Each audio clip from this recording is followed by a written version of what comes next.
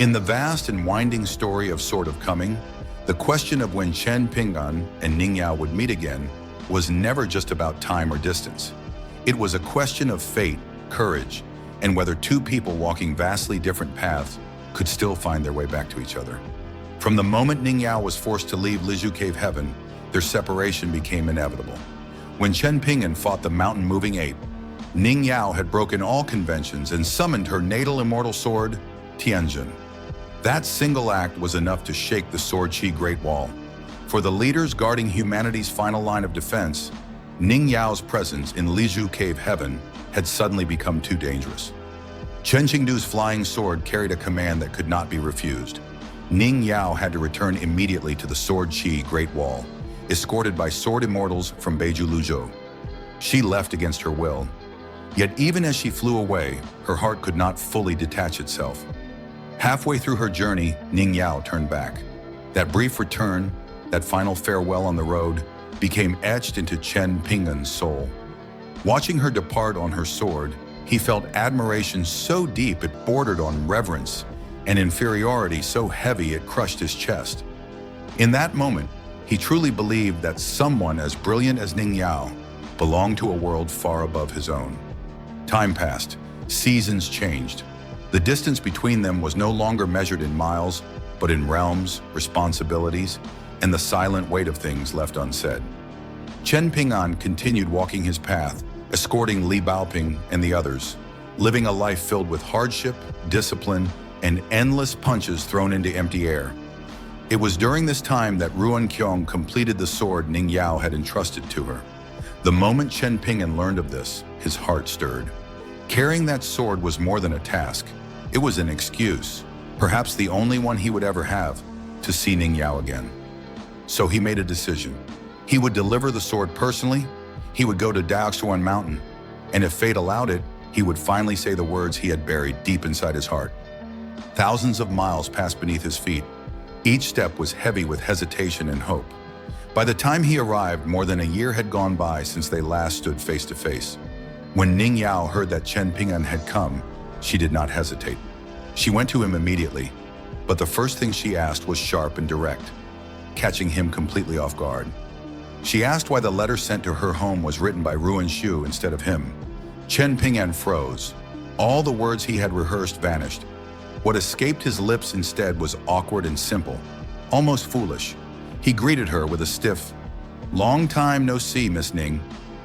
Ning Yao stared at him, irritation flashing across her face. She told him it had not been that long at all.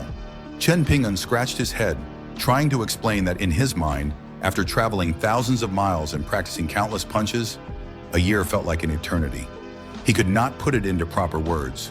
So he reached for his sword-nurturing gourd and took a deep drink, using alcohol to steady his trembling heart. Ning Yao watched him silently.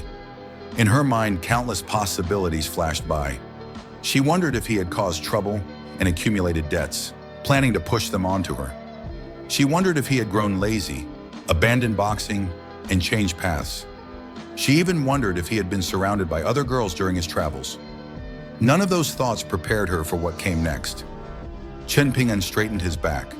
With all the courage he had left, he spoke. He said her name. He said he liked her. He repeated it, louder this time, as if forcing the words to become real. When she asked who he was, he answered simply, stating his name and origin, as if declaring himself to the world. When she questioned what was so special about liking someone, she turned away, took the sword from his hands and walked past him without looking back. In that instant, Chen Ping'an felt empty. He believed he had been rejected, yet even then he realized something important. Being disliked by the person you like is painful, but it does not end the world. Life still goes on. He was prepared to accept that outcome. But the story did not end there. At the dragon-slaying platform of the Sword Qi Great Wall, Ning Yao lay quietly and spoke his name into the wind. She said she did not dislike him. When she approached him again, and he asked if that was truly the case, she answered without hesitation. When he gathered the courage to ask if she liked him, even awkwardly mimicking her earlier gesture, leaving only the smallest gap between his fingers, she did not respond right away. Instead, she asked him why he liked her. So Chen Ping'an spoke from his heart. He talked about her beauty, about how she was the most beautiful person he had ever seen. He talked about her kindness, about how she never looked down on his poverty, how she taught him to read and helped him understand the shaking mountain fist manual. He spoke about that moment when she turned back halfway from Lizu Cave heaven just to say goodbye, a moment that elevated her in his heart beyond all others. He spoke without stopping, even as fear crept into his voice. He said that liking her was his own business, and that it was fine even if she did not like him in return. When Ning Yao asked, half jealous and half testing, whether that meant he should like someone else instead, Chen Ping'an realized how unbearable the thought of never seeing her again truly was. He knew then that if loving someone else meant losing Ning Yao forever, he would rather never love anyone at all. That was when Ning Yao smiled.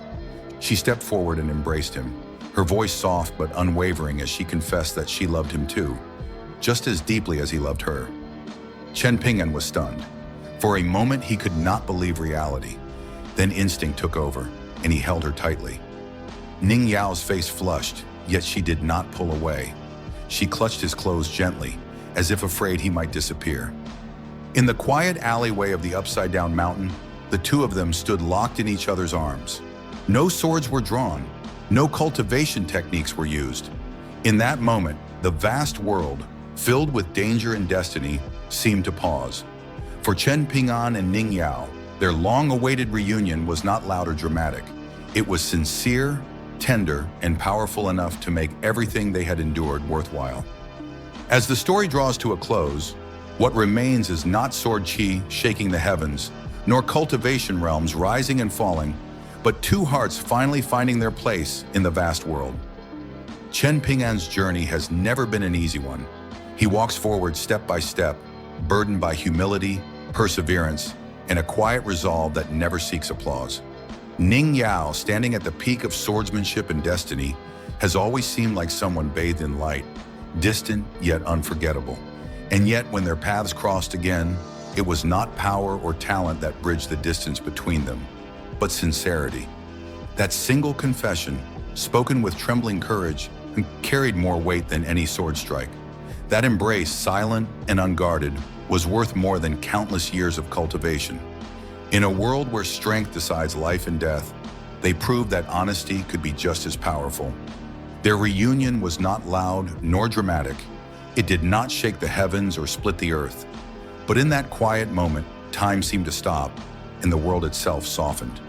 For Chen Ping'an, the road ahead is still long, filled with trials, enemies, and responsibilities he cannot escape. For Ning Yao, the burden of the sword, Qi Great Wall still rests upon her shoulders. Yet now they walk forward knowing that somewhere in this vast world, there is someone waiting for them. Perhaps love in Sword of Coming is exactly like cultivation itself, slow, painful, and uncertain, but once achieved, unshakable. And so, as swords return to their sheaths and footsteps fade into the distance, one thing is clear. No matter how far the road stretches, no matter how high the mountains rise, Chen Ping'an and Ning Yao have already found something rare in this world. Until the next turning point of fate, this is where their story pauses. Not an ending, but a promise.